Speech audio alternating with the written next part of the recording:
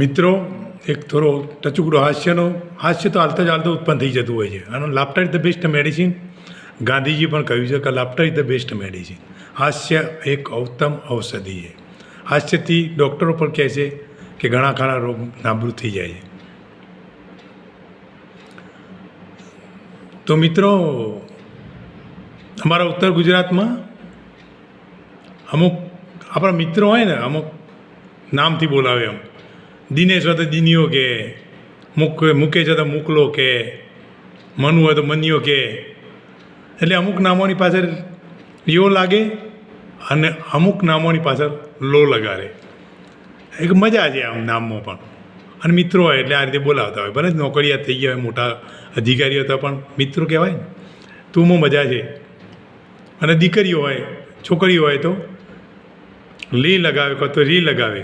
અમુક નામો સ્ટા એ નામો નથી લાગતું હતું અને તી આ નામો નથી લાગતું હતું.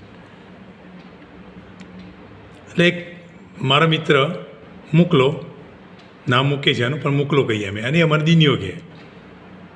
એટલે ઘેર જઈએ એટલે મળવા આવે, પણ આમ મારો બેટો રમૂજી સ્વભાવનો, રમૂજ કરી લે ક્યારેક.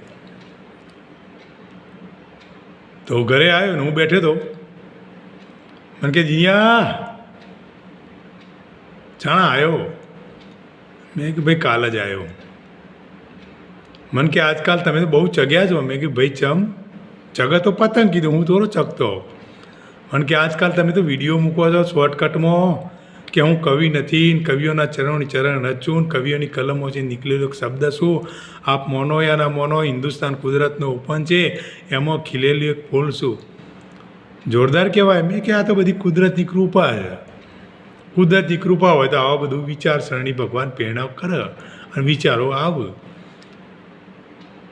અને તને ખબર છે ને, કીધું પેલો ભગવાનની કૃપા થાય તો કીધું આંધળો દેખતો થઈ જાય,